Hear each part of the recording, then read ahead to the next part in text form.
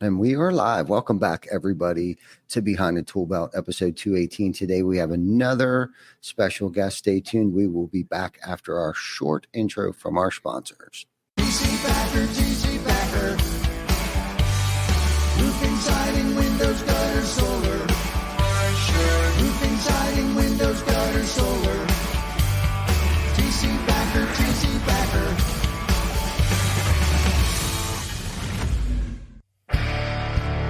The name of the podcast is called Behind the Tool Belt. Thank God this isn't live, or is it? You assholes go live. We might be here for a while, so buckle down. Welcome back, everybody. Episode 218 of Behind the Tool Belt. It is a Wednesday afternoon. We appreciate everybody tuning in on their lunch break. It seems like the 12 o'clock Eastern Standard Time has been a success so far. Vic and I get our Wednesdays back with our families. We've had our Wednesdays held hostage for so long, and our at least Wednesday evenings anyhow. But we're back. We're back, and looking forward to this awesome episode with a good friend of mine, David Summerly. And we thought we would try something different, but get Vic's pretty face, who's normally behind the camera. We thought we'd put him in front of the camera today. Hey, I like that. I wasn't know. I don't even know what that was about. I don't know. I think maybe somebody told me that. I think Victoria was telling me if you wave your hand in front of the camera or something. I don't know. Anyhow, but we're here and we're back, and Vic's throwing a party with balloons on his end of things. But I love it. I am actually down in the great state of South Carolina over in Hilton Head Island. We're currently making some moves over here in this area. And I'll come back. Hang tight. Yeah. I think it happens every now and then. But as long as you can hear me, that's all that really matters. And those of you listening on Spotify or on Google or Apple, I guess it really doesn't matter because all you can hear is my voice. But anyhow, we're making some moves over here in the Hilton Head area over here. So Jan and I have been down for the week. Last week, we were in the Greenville area over there with Ken Yant. And this week we're with Mike Torrio and his team over here on the island this week. So anyhow, got a great guest, David Summerly, my friend. How are you, buddy? I'm doing awesome. How are you? I'm fantastic. Fantastic. The sun's out. It's about 61 degrees. And I think back home, it's probably around 40 degrees. So I'm sure there's those at home are probably pretty envious of me right this second. Yeah. Only a little bit warmer down here in Florida. Not as warm as we normally like it to be, but I think we're 69 today. Oh, really? Where at in Florida are you? Orlando? I was for like a year, but I'm in Tampa now, just south of Tampa, a little town called Ruskin. Okay, so you're pretty south, and it's only 69 degrees down there. Yeah. Some days it's in the 80s, and in the middle of winter, I can't complain. But today it's 69, not too bad. Yeah, I heard that. So, Vic, what is the temperature up there in the great state of Pennsylvania? It is, let's see here. I can't tell. I think it's in the 40s. 40s. It's above freezing. Yeah, it's above freezing for sure. As long as you're above ground, we're good. Yeah. That's right. Above ground, vertical and second air. Yeah, I did change one of the settings on the camera there. It might do that for whatever reason. I think these Canon cameras sometimes, I don't know, I don't know why it does that. We haven't figured that out yet, but it only happens when I'm on the road like this and I use the Canons. One of these days I'll break out the new Sony camera that we got there. Headphones so I can fit in with you guys. Yeah. Do it.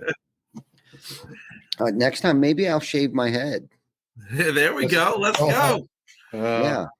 I don't think I'm ready for that yet. I don't. Not yet. Give it time. I'm down. It all grows back. What the hell? I wore red for you guys today. A little TC Backer red, brought to you by Lead Scout. Awesome. There you go. I like that. You're hired. I just like the t-shirts, but it's a great program they've got going on over there. Yeah, for sure. I talked to Chris last night for a while. Chris Hofstra with Lead Scout. We're launching some campaigns pretty much in all of our markets right now. So he's got a great plan. He's very experienced when it comes to canvassing and direct mail and those things like that. So check him out over there at leadscout.com. Anyone that's interested in canvassing or doing direct mail, check him out. Good plug there, David. So thank you.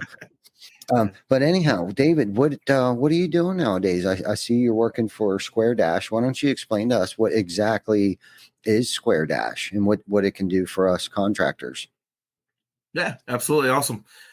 So it's no secret that over the years, I've had a couple times where I felt like I didn't get paid, and that's nothing new to the industry. And it's not just in roofing.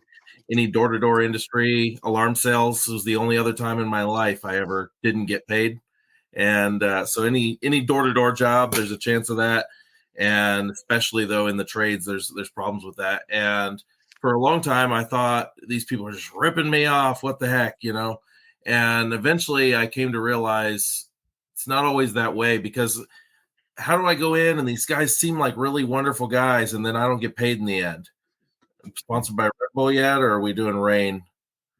Red Bull. Not yet. We're working on it. So I ended up figuring out these are good guys. What happens is they have a cash flow issue. And when you have a cash flow issue, your job as the leader of a company is to keep the company afloat, and salespeople can come and go. Salespeople might be really great, but at some point in their mind, salespeople are a dime a dozen, and I can get me another salesperson. I got to keep the company going. And so when they get into these crunches, they have a problem. And fortunately, I came across Square Dash. I was looking for work. I was out of work for 3 months. It was pretty unfortunate, but Square Dash is really fascinating to me because it solves one of the biggest problems in the industry, and it's a cash flow issue. And all these contractors are putting out all these money, going and being hurricane heroes and all these things, and spending all this money, paying crews out of their pocket instead of out of the check because they're waiting to get paid, all these kind of things. They're going out and spending tons of money, putting tons of cash out there, and then they're in a situation where they could go bankrupt. And that's what ended up. My boss was in a situation where he'd go bankrupt as a roofer, and he said, this is a problem, and it's not just me. I'm doing everything right, and here I am, and I need to fix this. And so he created Square Dash. And so what it is a managed billing service where we go in and basically get you your money a lot faster by having a whole team of people for a fraction of what it costs to hire in-house. You have a whole team of people that specialize in just collecting this money, bugging the insurance company, bugging the mortgage company, doing it in a way that moves things a lot faster. Having the homeowner, instead of the salesman running around wasting time picking up checks, that costs the company money. If the salesperson is driving a half hour, an hour to go sit down with somebody and ask them for a check instead of a referral, and then they're going to this gas station, they're going to talk to the gal at the front desk, talk to their buddy, maybe go to lunch after. Next thing you know, you've lost a half a day to a day for a salesman to pick up a check instead of a referral. That's a problem. It costs companies hundreds of thousands of dollars a year in revenue, and they don't even realize it. And so what we do is we have people that go in and do all these services for you for a fraction of what it would cost you to hire in-house. And then if they want, they can click a button to get paid almost instantly instead of waiting the weeks to months that it takes to wait for the insurance company, the mailman, the mortgage company, and so forth. Wow. Now, how does that affect, because I know a lot of times with insurance work, the scope of work that the insurance company gives you doesn't always quite match, what exactly needs to happen on the job or price while incurred, right? Like things happen, Right. You get the shingles off, and I'm speaking of roofing, right? You get the shingles off and the sheeting is damaged. So how does that affect that area? Like if you got to do a supplement or PWI? Yeah. So we work with supplementers. We've got like SFY, for example, and balance claims. We're working with both of them right now and their contractors to make sure that we're making it the best possible experience for the contractor and being able to partner with them instead of work against them, if that makes sense. So what we end up doing is there's parts where they take over, we take over. We basically manage that back and forth so that it's less stress on the contractor. We're trying to make their job easier, not harder. And so there's parts of it where they've sent out that supplement, and now we go say, hey, where's that supplement? Mr. Insurance Adjuster, and we're bugging them. That's another set of people bugging them, and they get moving a lot faster. And so whether they're working in-house on the supplements or outsourcing it, we work with both. But we're not going to go and negotiate those portions. We're just going to go say, hey, where's the money and what do you need so we can get this moving? Yeah. So what is is Square Dash like an app? Is it a monthly fee? Is it you guys get paid like a percentage of that, particular claim, or how does that work? So I haven't sold them on this motto yet, but I think of it like everybody says sell, build, collect. And I say sell, build, Square Dash. We are trying to become that portion of the industry. Sell, build, Square Dash. And so basically you pay a monthly fee for your billing services based on your success last year. We lock in that pricing for you for a year so you can scale as far and wide as you want. And that's our problem, not yours. We're going to go with you. We're going to go that extra mile, no matter how big you scale. And so you're locked in at your pricing for a year. And then at that point, we'll review it and see what makes sense. But then if you want to have money instantly, instead of waiting the weeks or months, I'm sure, you've done a lot of claims, I'm certain. So, the claims process can take weeks to months to sometimes years. And contractors that want to get paid right now on approved scope, any undisputed funds, they click a button in there, whether that's the front end check, the back end check, or multiple checks. They just click a button and say, I want to get paid right now. And there is a small cost of that. It's 5%. But when you consider that it's going to cost you a lot more than that, if you're 90, 180 days out, the cost of having that money, that capital sitting out there, having to pay your crew out of your pocket instead of out of the check, having that salesman run off thinking you're not going to pay him, having the supplier charging you more because you're out so far. Whereas if you did it within 10 days, ABC's gives you a discount. It just makes sense. Yeah. No, and that's a great point, man. There's actually a lot of great points here and different topics and stuff that we can talk about here. And I think a lot of people, and especially homeowners or insurance companies or mortgage companies, don't think about like the interest that's incurred, from ABC, right?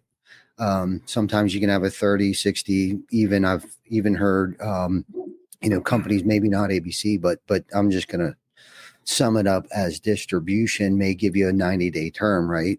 Could be 60 days, but then interest kicks in on the last 30, pushing it out to 90 days. And that interest can, that can range from 1% up to 6% interest there. So there alone, I think would be a huge benefit if you guys are only charging 5%. And let's just say you got 5 or 6 of these claims out there that they're messing around with, and you got 5 or 6 jobs with ABC that, you're waiting on your money to pay your salespeople, to pay your sub crews, to, pay your distribution, and for just a small nominal fee of 5%, at least what that is. That's very consistent. You can almost build that into your overhead cost. Exactly. Right up front, which, if you're a savvy business person, you would think that right away.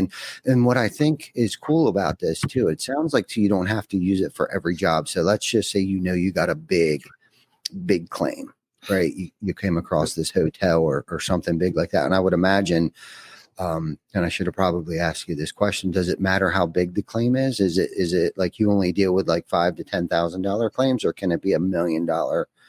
Oh, no. So right now, under our current structure, and that may change in the near future, but under our current structure, they basically give you what best or most easily can be explained as a credit limit based on your revenue that you're doing. So if you're just getting started in this industry and you're doing $300,000 a month, and all of a sudden you take on $4 million overnight, we're going to have to review that and see what we can do about that. But if you're doing 3 or 4 million every month on all the time, and then you have a big, huge claim that comes through, no problem. It's within your credit limit. Maybe your credit limit with us is 150,000 at a time. And as we collect all your stuff constantly, it's adding back into your credit limit. And so it depends on how much volume you're doing. If you take on a massive claim, all of a sudden that's outside of your normal revenue, you may run into a hiccup there. But in the future, when we have our next round of things, that may change, and all of it's constantly improving. So it'll just get better and better for the contractors over time. Yeah. Yeah. Now, have you guys partnered with any or made relationships with any insurance companies? So we've had some conversations with some of them for sure. And long term, we're looking at every direction, almost like a futurist, every direction the industry could possibly go. It's all trying to figure out what's going to happen in the future, and you never know for sure, right? Yeah, unfortunately, nobody has a crystal ball as much as I wish I thought I did. Or sometimes I even think I do.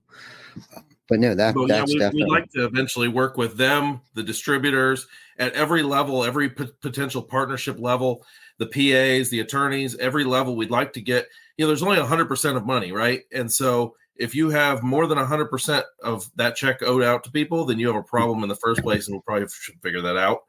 But there's only 100% of the money. And so long-term, very long-term thinking here, why couldn't you set it up so that you could issue the money out to each individual claimant as to where they're supposed to have their money? Oh, wow. Yeah, let's talk about that a little more. Explain a little more to our viewers about that idea that you just came up with. Right now we're doing a little bit of research. Part of my job as a partner accounts executive is to have a lot of these conversations about what we can do in the future. And then also obviously referral partnerships, right? But those future conversations are figuring out like, hey, can we figure out a way that check is owed out to all these different people, and we know what the percentages are, and we go ahead and make sure the distributor gets paid faster by issuing that money direct to the distributor, potentially direct to the PA, the attorney, whoever it is. I float the idea of even the salespeople coming from the pain point of a salesperson of not knowing when you're going to get paid or if you're going to get paid at all, of eventually having it even so that the salesperson has guaranteed pay. Like, how much better would a contractor do on hiring and recruiting top talent if the top talent knew for a fact they're going to get paid and they're going to get paid quickly?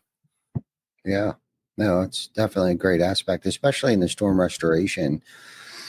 It's such a hard job to juggle all of that, and I think a lot of people think, knocking doors is an easy thing. And I know you got experience with that, David, basically from soup to nuts when it comes to the roofing industry. I know you well enough to know that, once you were a laborer, you were a door knocker, you were a sales manager and all that thing. So you've seen it from both sides.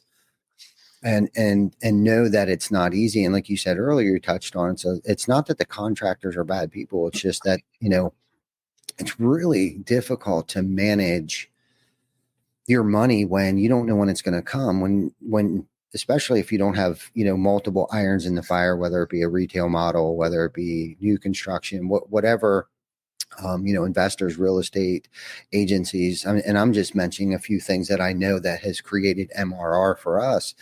And it's so difficult to create a monthly reoccurring revenue in the roofing industry unless you're in the commercial space and you set up like maintenance contracts and things like that. And, and this is the other side of the coin too. It's like, it's not always the contractor's fault. And it seems like you always hear about the bad things, right?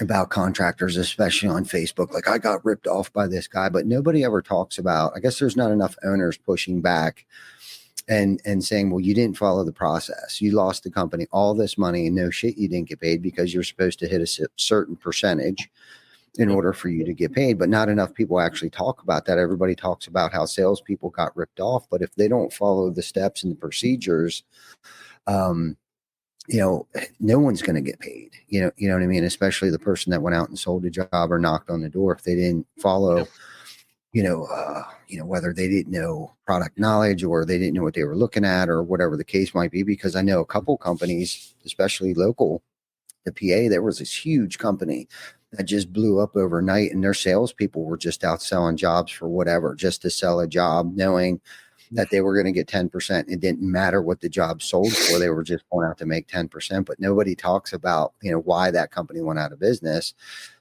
Unfortunately, you point one finger, you got 3 pointing back. It was because now now that I play this through my head a little more, it's due to poor leadership.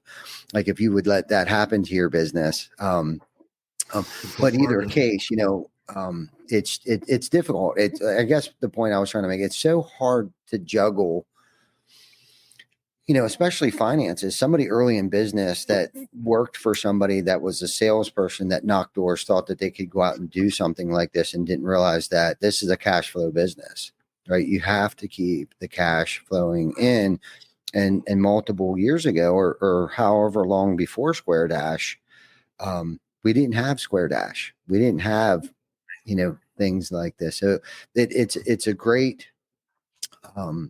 it seems that it in theory, it seems like a great idea. And I guess how close would, I guess, Inc. be your competition in this space? Or is it a little bit different? I get a ton of calls or messages from Inc. customers. I've had a couple from claim pay customers wanting to come over because we're, I guess, half the price as far as the funding portion. And then we do obviously all of the billing service that they realize that it's actually saving them money. Paying us for that service actually ends up saving them money because, like I said, a whole team of people for a fraction of what it costs to have somebody in-house. So as they continue to scale, if you've already got everybody in place, maybe you don't see that reward right away in that sense. But as you scale, you're going to need to bring on additional admins. And for usually the cost of less, a fraction of one person, you can bring on an entire team from us. Depends on the size of the company. Obviously, if you're doing 60 million a year versus 1 million a year, the number of admins that you would have to bring on in-house is different, right? So the cost is different. But yeah, there's a variety of topics there. By the way, I used to be a Mormon missionary at some point too. So definitely a lot of door knocking experience, but there's been other services and some of them have come and gone. There was a company called Genesis that I think was charging 10%, and that to the contractors that I knew that were using it, they loved it. And then a lot of them were like, that's too high of a percent. I can't use it. And then they had some other kind of legal trouble or something. So they went caboose, but we've had a ton of people that have been calling us that have been Inc. customers. So we love everybody over there at Inc. Everybody's over there's been awesome to us. I think they focus mostly on mortgage processing or something.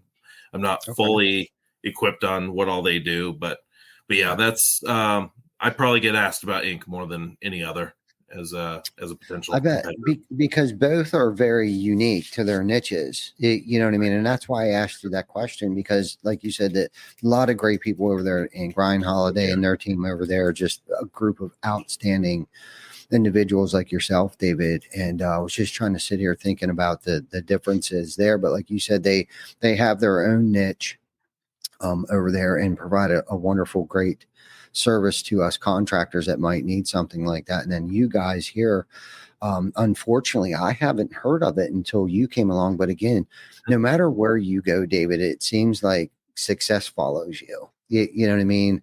And it really goes into the type of individual that you are and how you represent yourself and the company that you work for.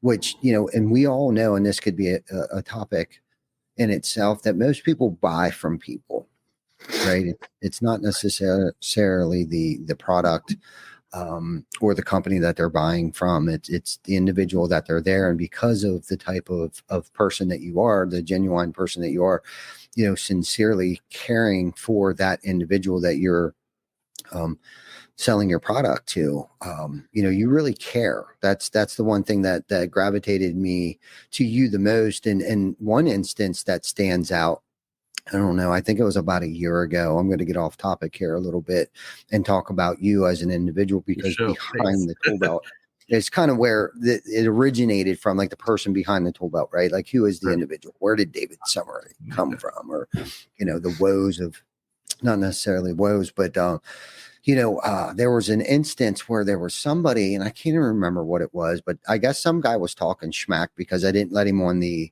podcast or something like that. And the guy, I didn't even know who he was.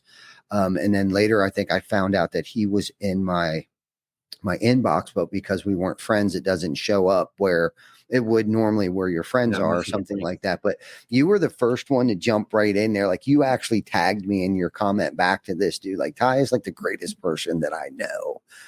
And then everybody else chimed in. I mean, it was like so powerful to see the support of people, not just for me, but behind the tool belt, the support everybody had. I didn't even have to say anything to this guy because you guys just drilled this guy. I think eventually he took his post or comment or whatever the hell it was. I think it was about a year ago. But it was cool, man. And thank you for that, because that's true friendship. And I know that we didn't grow up together or anything like that, but when we do see each other at an event, we usually pick right up where we left off. You know, and you've always been, you know, the same consistent person every time I see you, whether you're posting something, it's usually, you know, trying to help somebody out. You know, I've seen so many things like I think you took your shoes off and gave it to a homeless guy one time, like just the same stuff cut from the same kind of cloth kind of guy that I am the sum of, right? They say that you are the sum of those that you surround yourself with. And you're definitely one of those guys that, you know, I feel like I want and have in my circle today that I know that I could rely on. And again, I know we haven't been BFFs, but I got a sneaky suspicion if I called you at 2:00 in the morning and needed a lift from the airport, or I had a flat tire or something, that you would probably be the first dude there to answer your phone. And not only that, but come help me, you know, give me a My ride. ringer stays on. Yeah, no doubt. My ringer stays on. Don't abuse it. I've had a few guys over the years that would just call and not stop talking for 3 hours. Like, that's crazy. But no, my ringer stays on, because not only have people been there to help me when I needed it, but on the same note, I've had too many people who didn't call and they're not with us anymore. And so my ringer stays on 24/7, because if you need to call me, you freaking call me. Period. No doubt. Man. And thank you. That's an honor. I'm honored to hang with you, talk with you anytime, whether it be on here or just in person. Anytime you guys need anything, you can always let me know. No doubt. I know that, but I wanted everybody else to know that too, that you're a great dude, man. And I always enjoy our time together and stuff, but, let's rewind this. Let's find out how, or, you know, or how did the roofing industry find you, or how did you find the roofing industry? Let's go It's back. interesting. When you said something a few minutes ago, it made me think of that. I worked in industrial distribution sales in a call center, and we sold basically everything it takes to make food except for the food ingredients. So, for example, the burritos from Ruiz Foods, they make these really good burritos, and like they're my favorite. Well, they had a super clean environment. They worried about everything being clean all the time. So I only eat those burritos. But I did that for 6 years, and I was always number one or number two every month. I had this really great boss that I absolutely loved, and he got promoted and was like, David, I'm taking him with me. And I was like, yeah, that's right. Let's go. And the new boss coming in had the option of not letting that happen. And he came in and basically said, no, I need his numbers. He's not going anywhere. He can stay right in his seat. And that guy was the biggest jerk. He ended up getting fired in a really horrible way years later. And he's probably had to go through court for what happened. But it all karma, right? It all comes back around. But anyway, this guy was not good to me. Told me at one point that he was going to fire me. My daughter was going to starve to death. Like, just a jerk. And so I was like all of a sudden miserable. And fortunately, didn't feel like it at the time, but fortunately he fired me. It was devastating. I quietly took my belongings and walked out, all week and tail between my legs, walked out to my truck, and I got in my truck, started driving home, and I let out this blood-curdling scream. And it was a scream of, oh my God, I just lost my job. What am I going to do? But it was also a scream of freedom. Like, that guy was such a jerk, and I was so miserable, and I kept smiling all the time, trying to be happy, and I was not. And so I was free. I was finally free. And I went home and I laid down on my bed and I said, okay, what am I going to do? I have a network of people around me that love me. Let me let them know, because if they don't know, they can't help me. And so I just put a post on Facebook. I've been at the same job for 6 years. I'm out of a job. I need help. and I put it on Facebook, something along those lines. And within 15 minutes, I had a job. And light bulb, like, oh, your network can really help. And so I've realized from that point, and I've tried to nourish that, because I realized the value in that from that point, right? So went over and worked at a marketing company, did phenomenal training, Dex Media. Then they were bought out Yellow Pages, and now they're Thrive. Great company in a sense. Other things about it, maybe not so much. They've changed over time. But at the time, I focused on roofers because I realized that they were big ticket. They would get a big check, and then they could afford my service more than somebody whose service was $15, you know? And so I just focused on targeting roofers, and specifically roofers in New Jersey. Do you know why? Can you guess? No. What do you know about people up there in the Northeast? You're from there, from up the Northeast, right? What do you know? Oh man, that is a hard question to ask. I mean, there's a lot of assholes up here. They're very direct, right? Yeah. They're very direct. And because Yes. they're very direct, they appreciated a direct approach. I've never been the guy that goes out and gives, pardon my French, a bullshit like statement about the company and what we're doing to try and get around somebody. I just am very direct. Like, this is what we're doing. This is how much it costs. Would this be of service to you? Very direct, not a great salesperson, just very direct and genuine and honest. And so people up in New Jersey would call me, and instead of me going the way around their brain and pretending I was calling for a different reason, I would just be like, hey, this is what we're doing. This is how much it costs. I would love to do this for you. And this is why you can trust me to take care of you. And they would just appreciate that. If I tried to do the company pitch, they would just go, hey man, if you're not going to tell me what the hell you're calling me for, get off my phone. You know, It was very direct. And so they appreciated me being very direct. So I focused at first on just New Jersey. And then as I realized that the big ticket on the roofers, I expanded out the whole country with roofers. And one of those roofers, in a long series of events, I got to them in Kansas City. They were partnered with a company that was doing new construction. And then they were build only, and they were doing for a bunch of the big name companies. And I sold their partner our top package. And so I was really excited, you know, great job, David. And then a few weeks later, the owner of the build only portion calls me, and he says, hey man, love what you did for my business partner. We've parted ways. I'm trying to do something different and grow a sales team and basically become a sales organization, not just a build organization. And so I need you to swing by my office and see how you can help me. It's like, awesome. I'm going to sell them a top package again. Let's go. This is exciting. So I go by there, and it was a job interview. And basically he tells me that, you know, all about this roofing and storm restoration and all the opportunity. I was like, hey man, I think that sounds great. I've got a friend I can refer to you. I don't know anything about roofing or storm restoration. I'm not the guy for you. And he says, ooh, you don't understand. Every time I've called, you've answered the phone. Every time I need something, you actually give a damn. That's the kind of person I want in front of my customers. You have the right character for what I'm looking for. The roofing stuff I can teach you in 5 minutes. And sure enough, I got about 5 minutes of training on a roof. He said, I think this kind of looks like hail, as he points at some spatter, not splatter, and hands me a stack of contracts. And that was it.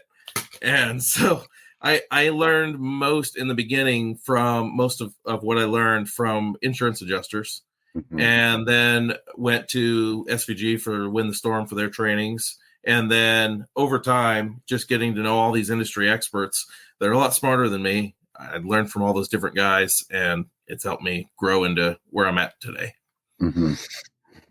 Wow. No, that's amazing. Cause I knew you had a pretty good history in the roofing industry, and I knew it had a lot to do with the, door knocking portion of that. You know, it's so funny, you know, how so many, salespeople and, get introduced to the industry the same exact way that you described it. It's like, 3 weeks later, you're supposed to be out knocking doors, signing contracts with very little, experience, whether it be product knowledge, how to overcome objections, any of those things.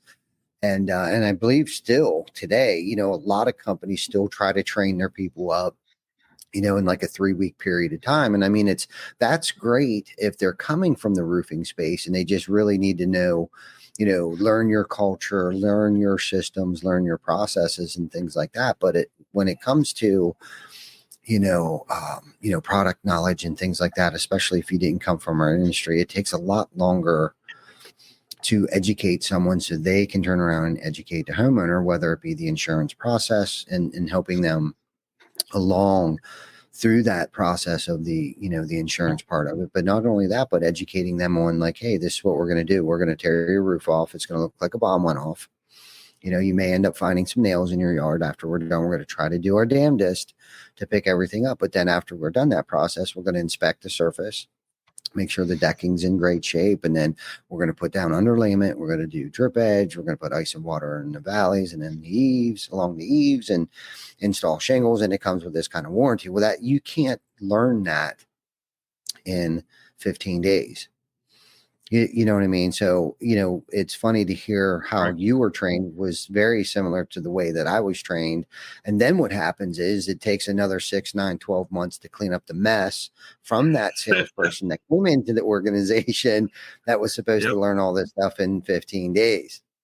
Yeah, you got it. And the reason why I bring this up is because I think, yes, we can figure out the type of individual in 15 days, like if they're going to be a good fit in our organization. But I think it's unfair to think or say that, they're going to learn everything and they should be out, whether it's retail or knocking doors or whatever the case might be. However, if you're selling deductibles or if you're actually selling jobs to homeowners, it doesn't really matter. It takes a lot longer. It takes experience. It takes time. It takes shadowing people and having people shadow you and being very patient, tolerant, loving, caring, right? To get a person up to speed. And it takes 30, sometimes 60, 90 days, and then if you do other facets of the industry, whether it be siding, windows, gutters, there's a whole nother, animal inside those facets of the company outside of roofing. So it's funny because we're trying to create right now a university. We're calling it TC Backer University, or America's Roofing Company University. And, it's a 30, 60, 90 day incubator that somebody comes in and, it's pretty thorough, like their first week, hour by hour, they'll know exactly what it is that they're going to do. And then the second week, they're going to know exactly what they do down to the lunch break for 30 minutes. Go drink a Red Bull, go out in the parking lot, do 10 jumping jacks and get your ass back in there, right? Like get that blood flow because we just threw a lot at you. So go take a break, come in, and then get with your your tribe leader and he's going to review some more stuff with you. But what happens is when you do that, it's called success by proximity. Just come on in here, hang out with us for 30 days, attend all sales training, attend all sales meeting, go out, canvas 300 homes in a week. That should produce, 3 phone calls per 100 flyers, should bring in 1 phone call. So by the end of 30 days, they should have built, a pretty good pipeline. By the end of 60 days, they should have a really good pipeline. And you've taught them how to go fishing, and not necessarily feeding them fish, but you taught them how to fish so they can eat for a lifetime. I love that. I would be curious about some of your techniques for recruiting over time. It reminded me, what you were saying reminded me of, there's a huge restoration company in the industry that has been well known for a while. Glad you got your camera working again there. Yeah. What I understand that they do, and this is my crude understanding from having heard from people that were big national people there a long time ago, but basically they would go and they'd hire 10 guys to go out and canvas, and they'd bring them in and let them sit near all the salespeople during the sales meeting so they could hear the excitement and how much money they're making, but not actually introduce that as this is your opportunity to them. You're just here to be a canvasser. You're going to make $10 an hour to go out and drop these flyers. Mm-hmm. If you happen to by mistake talk to a homeowner and turn in a lead, you get an extra $100 if that, turns into something or whatever. Mm-hmm. And so what happens is, out of these 10, they all go out and do their job. 8 of them do exactly what they were there to do or less. Mm-hmm. 2 of them see the opportunity and they're ambitious, and they'll go out and make sure they get in front of some homeowners on accident, and they end up making way more money than the other ones that day. And next thing you know, they're being invited into the sales meeting to be brought in as a salesperson. So that was one technique I've heard of that's really good for sorting out salespeople. And I think there's a value to that. And there's a balance, like character, educator, somebody who's actually going to educate. And then also someone, though, that has the ambition or the drive to learn how to be better in sales, and not a slick car salesman type is not what I mean. But there's human communication you can learn and become better at, right? Absolutely. Absolutely. Unless you do it and try it. And if it's okay. And our process is very similar to what you just explained. And if they want to continue to be professional canvassers, that's fine too, because we need people out there planting seeds and creating touch points and strengthening that brand awareness. And that's what's important, especially if you're trying to target a certain age demographic. You know what I mean? Like a 22 to 30-year-old that didn't go to college, that's been bussing tables. And if you pay them $15 an hour, to go out and hand out, 300 to 500 flyers a week, if that's 40 hours a week, that's 32,000, $31,200 a year, right? If you're just putting in, 40 hours a week. But then if you're doing like a Saturday, like SVG used to talk about, is a weekend sales blitz, right? So then you get the entire team out there, on a Saturday, right? And go and hand out 5,000, 10, 15, 20,000 flyers and the influx of calls that will come in, because it takes everybody to make sure everybody's eating, and down to the $15 an hour canvasser that's out there that can graduate into the six-figure pathway to success. And that's kind of what we're calling it. It's the six-figure pathway to success, where it's like you start out as a canvasser, and that's how we want you to figure out how to create your own leads. From going out canvassing, creating referrals and things like that. And then meanwhile, the phone's ringing. And then we can also spoon feed some leads too, for those that have been around for a while, or if they're your neighborhoods, because if you put a QR code, a lot of times we do Post-it notes that we've actually gotten through Lead Scout, and there's a QR code on there. That way we can do a match back and know that this was your Post-it note that came from David's neighborhood that he canvassed, or the Target parking lot. He decided to go out and start sticking Post-it notes on people's car windows, or whatever, the case might be. Guerrilla marketing. Yeah. You know what I mean? It's the more you do, it's a numbers game, right?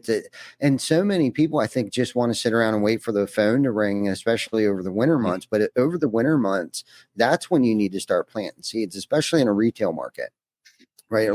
I hear a lot of roofing contractors talk about, it's a slow season. It shouldn't be. You should be actually working overtime over the winter months and the colder months.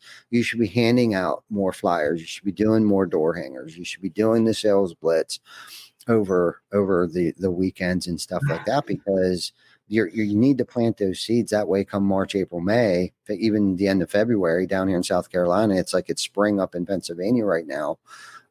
If somebody 3-4 months ago was out canvassing the crap out of the local area, right now the phone would be ringing off the hook.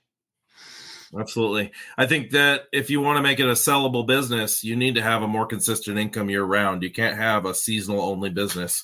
Mm-hmm. And going out and doing that work it's been a huge key to success for me. I'm not the best door knocker on the planet. I'm a better closer than I am an opener, to be honest with you, even though I've got many years of experience in door knocking over most people. Mm-hmm. I'm not that great at it. I just talk to more people. I've known some guys that could run circles around me as far as engaging the conversation that needs to happen to get on that roof, right? Mm-hmm. But those guys didn't do it in nearly as much work as I did.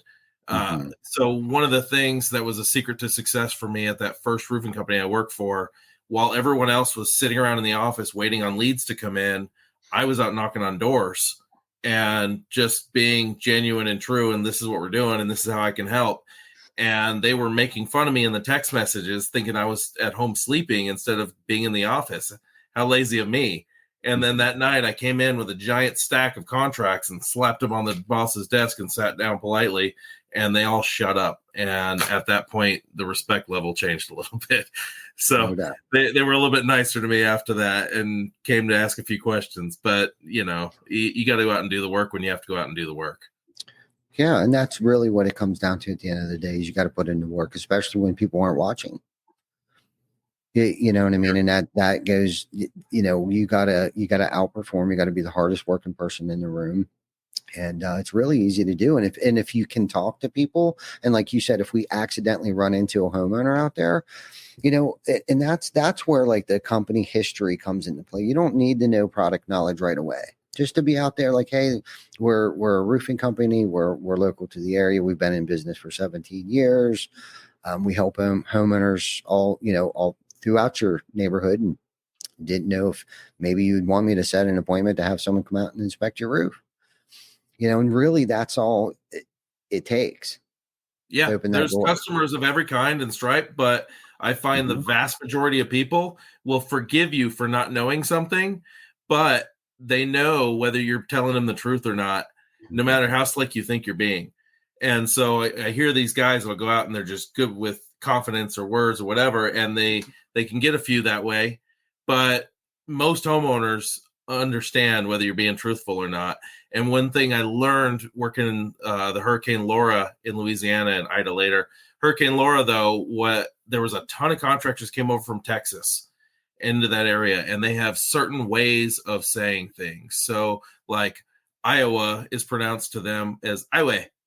And so if you're from Texas and you don't know that and you pronounce it Iowa, they know you're lying when you say you're not from Texas and that you're a local, And so what they would do is they would set you up.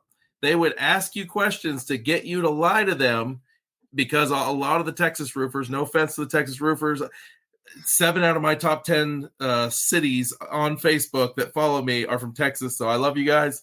But yeah. A lot of the Texas roofers that came over would just lie. They were trying to be slick salesmen. Yeah, absolutely. Yeah, we've been here for years. We got an office, blah, blah. They were lying. And the local people knew it. And they wouldn't even tell them they knew it. They wouldn't call them out. They just, okay, thank you. I'll get back with you. And then they'd turn to the other person next to them. He's lying, And they knew that they were lying. And so having good character and going out and telling the truth, and like you said, just knowing the company story, just knowing enough that you can get those conversations going. And then, hey, I don't know the answer to that question. I will get back to you with it. And then following up and actually doing so, it makes all the difference in the world. Absolutely. I mean, and that's what's going to keep you in business for the longest too, is just being as genuine and as authentic and as transparent as possible. And that's kind of what, has grown our company, is that, we don't want to be necessarily considered a storm chaser. We want to be where the storms are. We just want to have boots on the ground, establish local, community, camaraderie with the local, and have an impact on a local economy, and participate in local community events, and whether it be food drives, whether it be diaper drives, whether it be, because we want to be that hometown contractor. And I also think it helps to retain and recruit people that want to come work for a company that's stable and not running around trying to chase storms, and you're away from your family at 3 months at a time and stuff like that. But if you actually open up and take some of your clients with you, or some of your clients are already there, whether it be new construction, like Ryan Homes is over here in the Bluffton area, Lennar's here, K-Off's here. We do work for all of them in 9 different, 4 or 5 other states as it is. And that's why we're here. You know what I mean? We were able to recruit and retain people because they're not jumping all over the place. Wherever we go, we're planting roots there. We're going to become a household name wherever we're at. And we're going to participate in any type of community involvement or improvement that we possibly can. And I think that goes a long ways with, like you were talking about. It's just, being authentic. Like, we've only been here for 12 months, but we don't plan on going anywhere. We have been in business for 17 years, just knowing the company story and being as honest as possible as you possibly can. I love that. Yeah. So, well, cool, man. We're just about 51 or so minutes into this, man. Is there anything before we get off here that you want to leave our guest with whatever it's maybe it's a promotion that you guys are running, or maybe just a golden goose egg that you would like to leave with everybody. I appreciate you having me on. This show, I've watched you grow over many conferences over the last couple of years, and it's just been awesome to watch you grow as a show, as an organization, as a speaker, and also as a leader. Somebody posted the other day, kind of behind the scenes, Thomas, I think, posted a video of you talking to your team, and the leadership in you is just absolutely incredible. And I don't say that just to like stroke your ego. Like it's nice. Like us good people have to stick together. There's a lot of people in this industry that maybe don't always have the best of intentions. Maybe they, try to get over on some people. Maybe they've got some character issues that they need to work on. But the vast majority of people in this industry are good, solid people. And if we're going to survive in an industry where you can make quick money fast and you're going to have those kind of folks coming in, the good people have to stick together. They have to support each other. They have to help each other grow, have to be honest with each other, and everything we can do to help each other in that way, and everything I can do to help you or anyone else in our network that's a good, solid person. And even if they're not, maybe they still need some love. Let's make that happen, So yeah. I'm here for it. No doubt. I love that. Thank you so much. And it's about the team. It's not even today. I kind of show up. You know what I mean? The team is everything. And I heard something the other day, and I think Jim Collins said it. I think it's your people. Your people aren't your asset, or people aren't your asset. What is your asset is good people are your asset. Not just people in general, but good people are what is your asset. And he's so true about that, because we've had a lot of people come through, right? But most of them have stayed. And those that have stayed or have gone, doesn't matter. They've all changed in one way, shape, or form, whether it was they've become better leaders. They've leveled up in many areas of their life, whether it be financially, personally, professionally, have leveled up. And those that have gone through, I also know, are not the same as they were when they came through our company, right? And I can only wish them well. And I hope that they can go on and make $1 million or $100 million and are able to impact just as many people's lives as we have. Because sometimes they have to go get in the right place to grow to that next level. Right. And one thing I admire about you, just like Hunter Ballou, is the concept. I think John Maxwell talks about it as leaders build leaders and not just followers. And I see that that's something that is really important to you, and it's important to me, to Hunter Ballou, other gentlemen like that, Adam Bensman. Leaders build leaders. And I love that there's a leadership culture that's growing in the roofing and storm restoration industry. For sure. And this is the other cool thing about it. Great leaders, right? And good leaders attract followers, and great leaders create other great leaders. But what's even cooler is that they also attract other great leaders. Yeah. You know what I mean? And I've been fortunate in that aspect, that I've been able to attract really good, smart people, smarter than I can even imagine, so smarter than me and most areas of this business today. And that's probably been one of the biggest things that has helped us grow in many areas. It helps me grow personally and professionally, but more importantly, have been able to watch them grow. But the company itself has been able to grow because of those people that we've been able to attract, because like you said, David, they're into the same things that we're into. We're into impacting other people's lives, right? And when you can attract other people that are into having an impact on people's lives, whether it be homeowners, whether it be their coworkers, great things can happen when you can attract that many great people trying to make an impact on an industry as a whole, distribution, manufacturing, and local communities.